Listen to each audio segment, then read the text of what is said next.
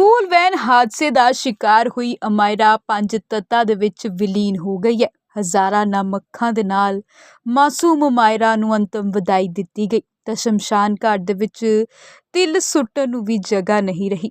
ਦਰਅਸਲ ਸਿਵਲ ਹਸਪਤਾਲ ਤੋਂ ਪੋਸਟਮਾਰਟਮ ਤੋਂ ਬਾਅਦ ਮਾਸੂਮ ਅਮਾਇਰਾ ਦੀ ਮ੍ਰਿਤਕ ਦੇਹ ਨੂੰ ਚੰਡੀਗੜ੍ਹ ਰੋਡ ਸਥਿਤ ਸ਼ਮਸ਼ਾਨ ਘਾਟ ਕੁਟੀਆ ਸਾਹਿਬ ਵਿਖੇ ਲਿਆਂਦਾ ਗਿਆ, ਜਿੱਥੇ ਹਜ਼ਾਰਾਂ ਲੋਕਾਂ ਦਾ ਹਜੂਮ ਮਾਸੂਮ ਅਮਾਇਰਾ ਨੂੰ ਅੰਤਮ ਵਿਦਾਈ ਦੇਣ ਦੇ ਲਈ ਪਹੁੰਚਿਆ। ਬੇਸ਼ੱਕ ਇਸ ਮਾਮਲੇ ਦੀ ਸੰਜੀਦਗੀ ਨੂੰ ਵੇਖਦਿਆਂ ਕਿਸੇ ਵੱਲੋਂ ਵੀ ਮੀਡੀਆ ਸਾਹਮਣੇ ਕੁਝ ਵੀ ਬੋਲਣ ਤੋਂ ਗੁਰੇਜ਼ ਕੀਤਾ ਗਿਆ, ਪਰ ਅੰਦਰੋਂ ਅੰਦਰੀ ਇਸ ਘਟਨਾ ਦੇ ਜ਼ਿੰਮੇਵਾਰ ਦੱਸੇ ਜਾਣ ਵਾਲੇ ਲੋਕਾਂ ਦੀ ਗ੍ਰਿਫਤਾਰੀ ਨਾ ਹੋਣ ਕਰਕੇ ਰੋਸ ਵੇਖਣ ਨੂੰ ਜ਼ਰੂਰ ਮਿਲਿਆ। ਅਸੀਂ ਆਪਣੇ ਚੈਨਲ 24 ਨਿਊਜ਼ ਪੰਜਾਬ ਦੇ ਵੱਲੋਂ ਅਮਾਇਰਾ ਦੇ ਮਾਪਿਆਂ ਦੇ ਨਾਲ ਗਹਿਰੇ ਦੁੱਖ ਦਾ ਪ੍ਰਗਟਾਵਾ ਕਰਦੇ ਹੋਏ ਉਸ ਪਰਮਾਤਮਾ ਦੇ ਅੱਗੇ ਮਾਸੂਮ ਅਮਾਇਰਾ ਦੀ ਪਵਿੱਤਰ ਆਤਮਾ ਦੀ ਸ਼ਾਂਤੀ ਦੀ ਪ੍ਰਾਰਥਨਾ ਕਰਦੇ ਹਾਂ।